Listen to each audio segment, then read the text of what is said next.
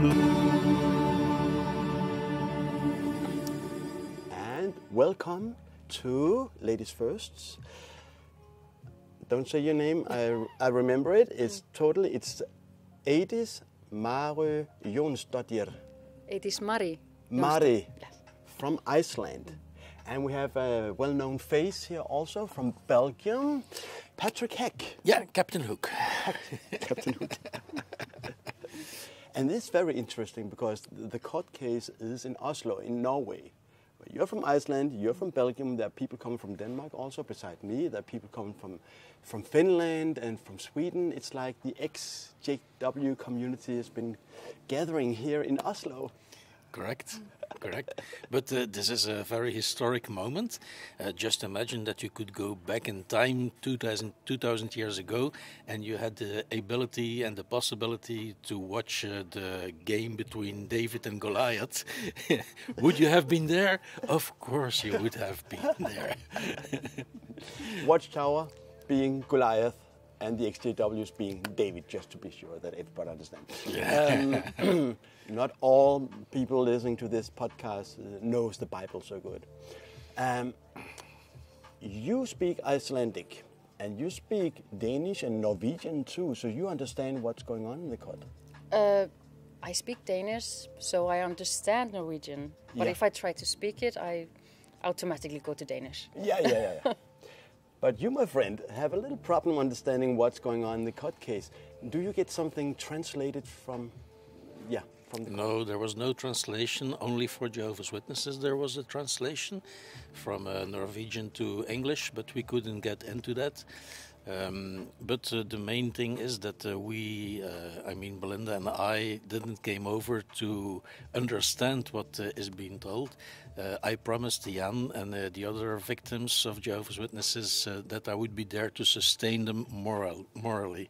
So I kept promise. But is it not boring sitting there in the courthouse and listening to people speaking another language? No, not at all, because you could see that all testimonials, all victims were very confident, they were calm, and they could answer all questions of the public prosecutor, even though the public prosecutor was not always on our side, but you could see they were confident, and here and there we could capture a word, and we knew very well, oh, now she is telling this, he is telling that, so yeah, it went well. So it's interesting you say that it is getting translated into English, but only on the Watchtower side. Yeah. So even though the court is here in Oslo, the Watchtower has their own lawyers too, from New York, and getting translated, or how does it work? Yeah, like there's the Norwegian lawyers are in the front, and then you can see the ones from the US in the back, and they have their headphones on. Aha. So the US lawyers from the Watchtower, are they supporting also, giving some good advice how the Norwegian Jehovah's Witness lawyers, what they have to say and so on? Did you notice that? They have the computers, so I'm guessing they're just communicating through that. So they're not speaking directly between each other, but they're always on their computers. So interesting. Yeah. So it started last Monday, the 12th? No, way back. Way back the 9th, I think. The 9th, okay. Yeah. Were you there from the beginning? No. We just came to sustain the victims who were testifying. So we arrived on Thursday, and we were present in court on Friday and yesterday, Monday. Okay. So from Monday last week till Wednesday, it was only Watchtower and their witnesses? Yeah. Okay. So what is your opinion until now? How is it going? Is it David winning, or is it Goliath? I would say definitely David. I think my feeling is that we are doing a lot better, and everybody that I've talked to thinks so as well. Because we were talking that, he doesn't understand the language, but you can really read a lot just through the body language of both the witnesses and the lawyers and even the judge sometimes. So if you just read that, then I would say that we're winning as well. Okay. And you understand body language. So what does You mean what do you notice? Well, whenever you looked at the Jehovah's Witnesses in the public, because there were circuit overseers and their wives and a lot of Jehovah's Witnesses that you could easily recognize, the ties and yeah, you know. But what was very interesting is that there was no emotion on their face. It was like they were sitting there like robots. It was like they were freezing cold, and sometimes you could see that if they were allowed to stone the witness, the real witness, the victims, that they would have done that. So it was just a question of the law was forbidding them to stone those people. Who were already victims. But when a mother was telling about her daughter who was raped and disfellowshipped, and she opposed the decision, then she was disfellowshipped as well, and they sat there like nothing happened. You have to be loyal, and it's your fault. So you saw the intention of victim blaming. That was a returning element in the whole court case. So it's typical Watchtower. Yeah. You go after the man, not the ball, Yeah. and they're trying to find some errors with you as a person. Yeah. And that's what you notice also. Yeah, there was, for instance, a question to the mother whose daughter was disfellowshipped at an age of 14, I think it was, and the public prosecutor asked, didn't you notice that it was too early to do so, to be baptized? And that was an appropriate question, because that was not an evaluation that has to be made by the mother. It was an evaluation that has to be made by the elders. It were the elders who said, oh yes, you answered all questions, so you are ready for baptism. So there was no reason to accuse the mother to not have intervened for to intervene in the baptism of her daughter. Ah, interesting. It's very, very bad time he's beginning to play. Okay. You are both activists in each country. In Belgium, and I interviewed also before. There's a man playing behind. Let's just let him play a little bit. We are in a hotel, and oh, thank you. Thank you. You have been. I interviewed you. You have been in Denmark giving a speech, and yes. you were in the podcast. 2 years ago. 2 years ago, way too long time. Yeah. And you have also been attending a court case in Belgium. Yeah, of course.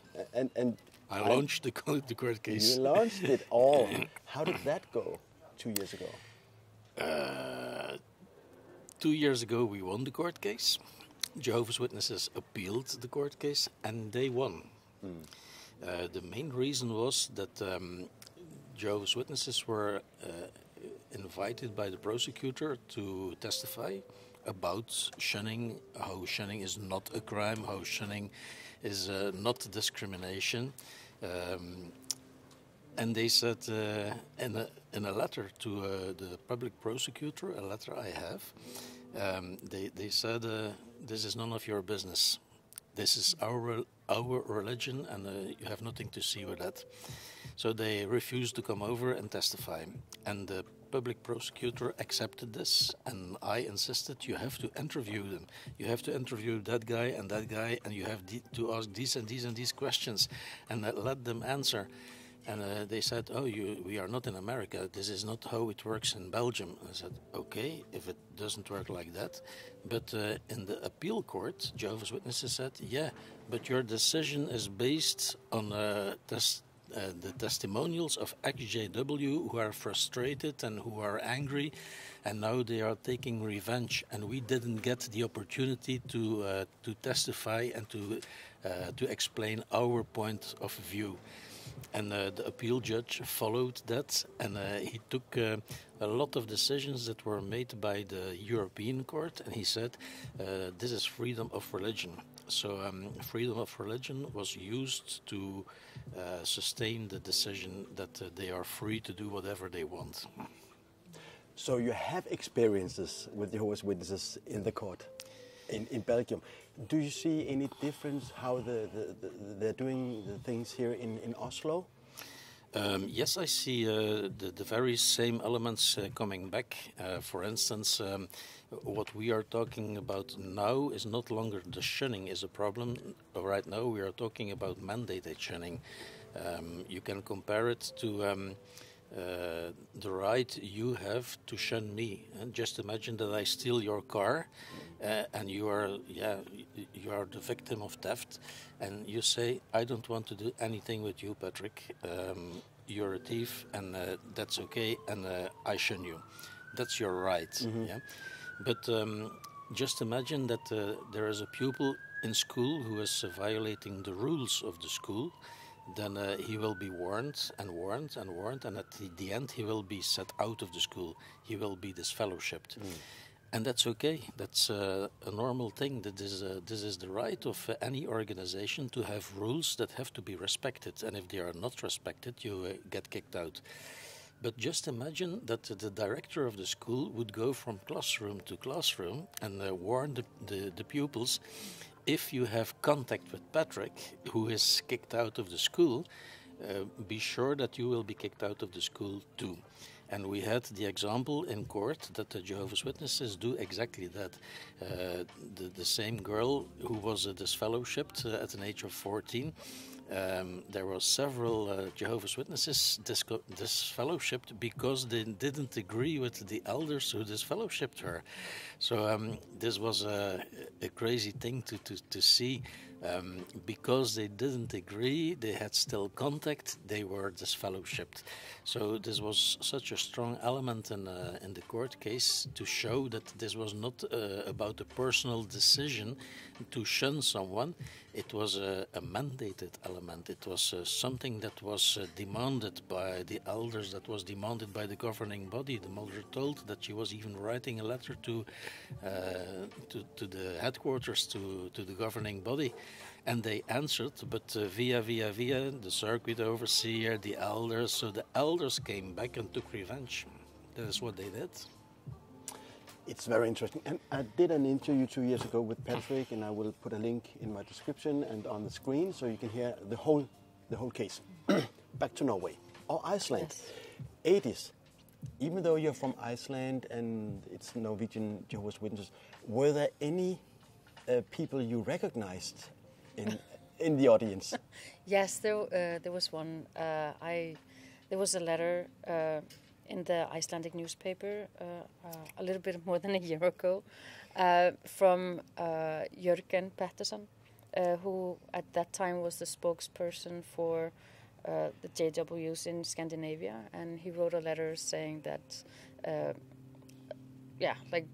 there had been a TV program and some articles in the newspapers showing them in negative light, and he said that people were lying.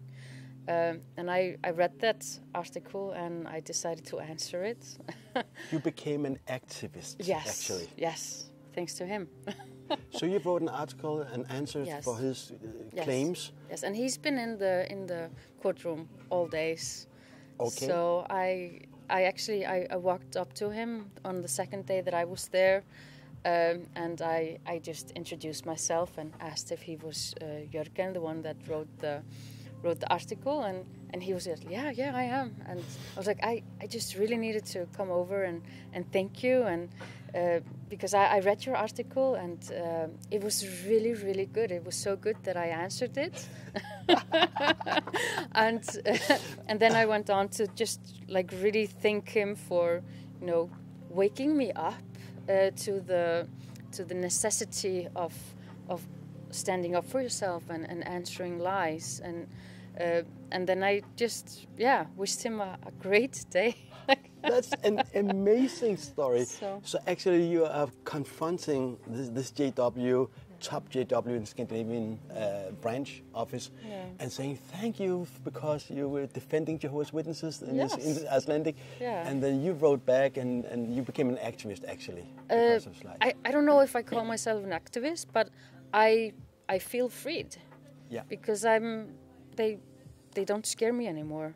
No? There's nothing that really ties me it down anymore. I'm able to just, I kind of gained myself by standing up, and it feels really, really good. So I am really, honestly, I am really thankful to this man. Wow. So how did he in the beginning he must have thought that you were a JW. Thank you for your letter talking about Jehovah's Witnesses. Yeah. And then he began to find out, well, she's an ex-JW. How does his like in the beginning, like I was holding his hand the whole time, shaking it, and my husband, he was watching it, but he didn't hear it, and he said in the beginning he was like really like happy to meet me, and then like he just froze, and I honestly think he went on and washed his hands with chlorine or something. Like, so, yeah. When you watch Fix My Faith and the Reddit posts and Avoid JWs, there's a lot of people writing about this. It's my feeling that the JWs are more and more when they're defending themselves, going after their feelings. Oh, our feelings are hurt. Yeah. Yes. Did you experience that? They don't come with facts and they just lie. We don't shun and so on. Oh, we are being hurt with our feelings. Mm-hmm. Did you experience that too? Yeah, the whole court case is about, we experienced this as religious discrimination. This was the case in Holland as well. There was a court case started by Jehovah's Witnesses against the minister who asked for an investigation into the policy of child abuse inside the organization of Jehovah's Witnesses. And they reacted, oh, why are you doing this? Why not in another religious organization? This is discrimination towards us. So you see that they are playing the victim role. Yeah, they're a minority group. Yeah. And because of you guys, we are getting persecuted and people are shouting at us, bombing our kingdom halls. It's more or less like that. Yeah. If you tell the truth about Jehovah's Witnesses, you are the bad guy. You are encouraging. Yeah. And another element in what they are using is freedom of religion. Yes. Yeah. And I'm discussing that, and you can see it on our new website, shunningisacrime.org, where we attack mandated shunning as an illegal element. And although Jehovah's Witnesses are using and claiming freedom of religion, and the judge in Belgium followed that, we believe that freedom of religion is not a right for an organization, but is a human right.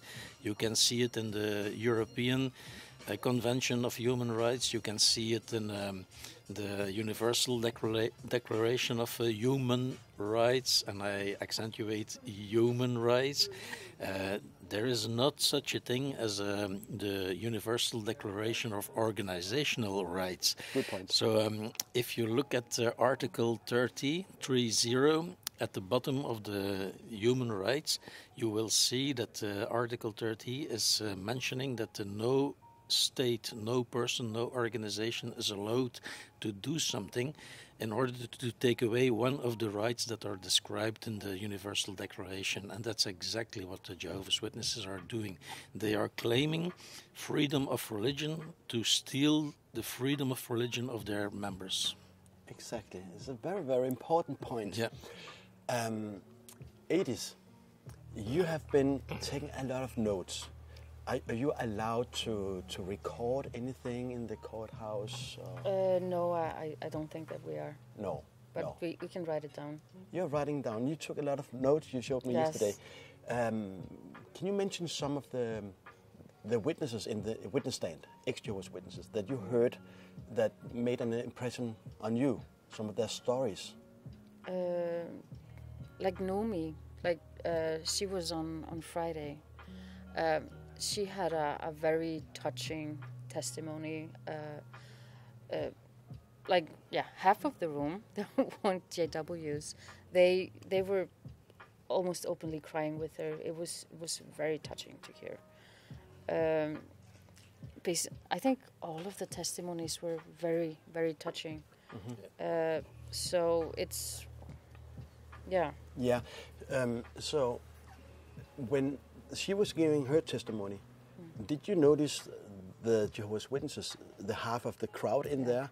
How were their reaction? Were they also touched? what I saw, because I was kind of busy, writing down. But when I looked up, and like, for example, the man beside me was a JW, and he was completely frozen. And then the woman behind me was an ex-JW, and she was just crying. And so was the person on the other side of me. So I was kind of sitting on the line. And it was I felt it was really strange to see just how people were able to stay frozen like this, that not to let this affect you. I really don't understand how they can. No. But maybe if you were still Jehovah's Witness, you would react the same thing. I don't know if I guess I missed some of my training. I mean, when I was a Jehovah's Witness, I also experienced very bad things, and I remember how cold. When my brother took his own life after he has been disfellowshipped, I remember I was totally cold. I didn't have any feelings. I just burned the pictures, and I said, now he's gone. He's no problem for me. I have to pursue a career in the Watchtower, becoming an elder, and so on. Yeah, you will meet him again. I will meet him again, but I didn't have any feelings. I shut down my feelings, and I think it's the same thing you're experiencing. Now seeing it from the outside. Yeah, actually, like after the court, we've been gathering the people that have coming there, both the supporters and the witnesses, and it's actually a discussion we had yesterday with one. She was telling me that she had this lack of feeling, both positive and negative feelings, and that's something that I've experienced myself. And I guess that's maybe just part of the way that we were trained. It is. And I remember as a kid, like it was always said that you don't have to feel sad, that you're not invited to birthdays, or if you look at the Christmas lights, or see all the presents that everybody's getting, you should feel lucky that you're not a part of it, and like it's kind of like they're numbing you to and kind of just forbidding you to have these feelings, and they are so natural to have. So I think a lot of JWs and ex-JWs struggle with this. They do. And another thing I experience is that lots of Jehovah's Witnesses are thinking, whilst hearing such a testimonial, you see what happens if you leave Jehovah. Yes. So this is again victim blaming. They are not aware that the main cause of the suffering is them. Yeah, they were the ones who were shunning them. And that is what Rolf Furley clearly explained about the 90% of those who are disfellowshipped could have been helped by the elders, but it was easier to disfellowship them. So it was abuse of power. Interesting you're mentioning Rolf Furley. Tell a little bit about this man, because it's very interesting. He used to be a hotshot in the Norwegian JW community, and he was a circuit overseer and so on. And then he left the Jehovah's Witness about 3-4 years ago, and he wrote this book, My Beloved Religion. He's a very interesting person, because in a way he still believes a lot of the Watchtower, but he is not believing in the governing body and some other points. So he was giving his testimony. What did you notice about his testimony? Was it more profound, were there more respect for him and his testimony than the others that has been shunned? You understood him, eh? You understood him? Yeah, I don't think there was more respect for him. He gave a very strong testimony, though. Yeah. And like what I could see, he came and he clearly stated that he loves this religion. He said that in the courthouse. Yes, but he just went over the way that it's changed, because he's been in there for so long, and he remembers when the congregation kind of had more power. And then he explained how it was moved, how the financial power, the power over the estates, the spiritual power, it's all in the hands of 9 persons, instead of being the brotherhood kind of that's taking care of it. Yeah. So it was. I thought it was really interesting, also because Kåre from Bethel, he was before him, and he was like trying to explain like how it was, and like when he during his testimony, you could clearly like see on his body language every time he was lying, like his hands would, be on the table, or like really like you could see his knuckles getting white every time he said a lie, or like when he was trying to like talk around the question. And then Feruli, he kind of came and he clarified almost all of the lies, and it was It was strong. It was very strong. Yeah. But I felt that all the witnesses had kind of the same respect. It's not like I'm saying he's more respectful. I mean, just inside the Watchtower, he must be a very dangerous man, because he's been so close to the center, and the people coming from the branch office in Scandinavia in Denmark. For them, he's very dangerous. For the other victims, it's just emotions and so on. It's just doing what the Bible says. But Feruli is very dangerous for Watchtower. Yeah, he just stated facts. Yeah, that's And that's what we call freedom of religion. Rolf has the right to believe whatever he wants, as long as people do not hurt each other. That's the most important thing. We all believe strange things. There are football players who believe that wearing a shirt will bring their luck and will help them to win the match. Yeah, if they believe that, that's okay. But if they attack someone because they are wearing the wrong shirt, then that's what is wrong. So as long as people do not hurt each other, I believe you have the right to believe whatever you want.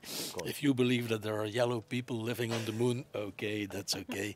But if you are knocking down someone who says, no, they are blue, the people who are living on the moon are blue, then you are a bridge too far. And then you have to come back. Patrick, speaking of football, I have not been in the court, and I'm going there the day after tomorrow. No, tomorrow. And I imagine this court with the people sitting there listening. How many people can there be listening? Audience, or what you call it. How many in total guests are allowed in there? I think we were between 50 and 60, something like that. And they opened a second room where there was a television connection, which made it possible for some to make some pictures, and where you can see that the faces of those who are Jehovah's Witnesses were really like robots, really without any emotion. So this room you're talking about, do you think I would be allowed to be in that room and take pictures? Yeah. So that's okay. It was not allowed, but some did. Okay.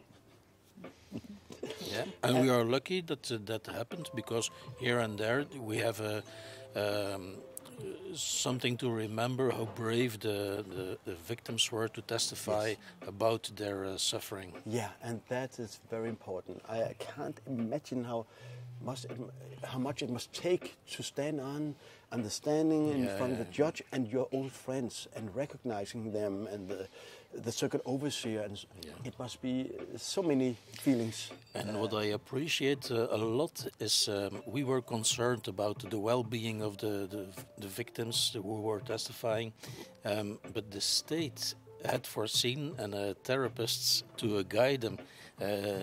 After each testimonial, there was someone available to help the victim, because they were so stressed, but they performed on 0 defects. Were there any victims crying on the witness stand? During the testimonial, they were. Okay. Yeah. Okay, and back to the football. I imagine if you have 50, 60 people sitting there, the Jehovah's Witnesses on the left side and the ex-Jehovah's Witnesses on the other side, or were you mixed? It was, I think that they were a bit split up, but there was a mix in the middle. Yeah. Wow. Okay. So, what is your advice for me? You are leaving today. Yes. Okay. In a few minutes. In a few minutes, yes, we have to. And you are staying till Friday also? No, I'm staying till Wednesday. Only Wednesday? No, Wednesday next week? No. This Wednesday we fly back. No. Because don't leave me here. My promise was to sustain the victims, and almost all victims are returned home. Okay, but will you be in the courthouse tomorrow? No. No. This is a battle between the lawyers from one party and the lawyers of the other party. And no, the main thing has happened. The 10 testimonials that were used by the state to defend their decision to deregistrate Jehovah's Witnesses as a recognized religion.